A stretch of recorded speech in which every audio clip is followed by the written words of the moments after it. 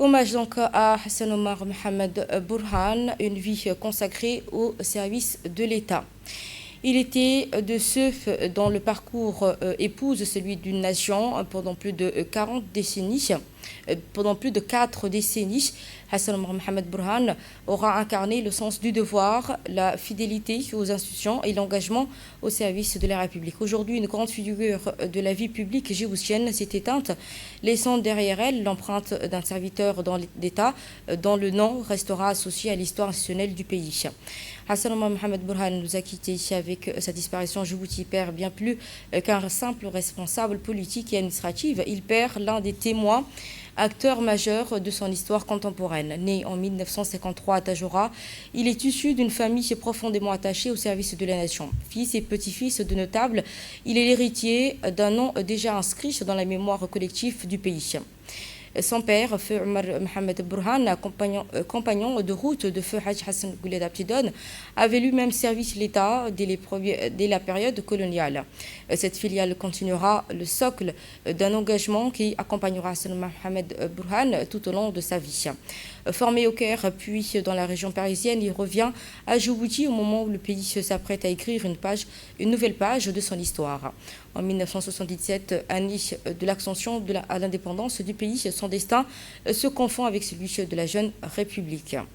Élu député de Rassemblement populaire pour l'indépendance le 8 mai 1977, il devient seulement à 24 ans le plus jeune membre de toute la première Assemblée nationale. Réélu en 1982, il participe aux premières années de construction de l'État djiboutien en portant la voix de ses concitoyens au sein de l'institution parlementaire.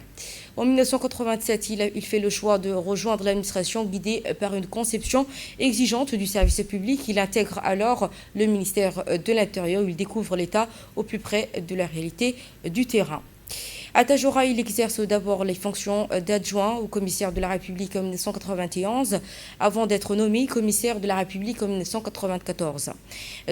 Dans cette région, il connaissait profondément, il forge ainsi une expérience administrative fondée sur l'écoute, la proximité et le sens des responsabilités. En 2000, il accède au poste stratégique du secrétaire général auprès du ministère de l'Intérieur, devenant ainsi l'un des principaux artisans du fonctionnement de ce département régalien. Pendant plus d'une décennie, il exerce une mission discrète mais essentielle au cœur de l'action de l'État. En 2011, marquant ainsi une nouvelle étape de son parcours, il rejoint le gouvernement en qualité de ministre de l'Habitat et de l'Urbanisme et de l'Environnement, tout en intégrant le bureau politique du Rassemblement populaire pour le progrès. En avril 2013, il se voit confier le portefeuille de l'Intérieur et de la décentralisation, une responsabilité majeure au cœur des enjeux de la sécurité de l'intérieur et de la stabilité et de la cohésion nationale. Il assumera cette mission avec constance jusqu'aux dernières années de sa carrière avant de prendre également en charge les questions liées à la défense nationale et aux relations avec le Parlement.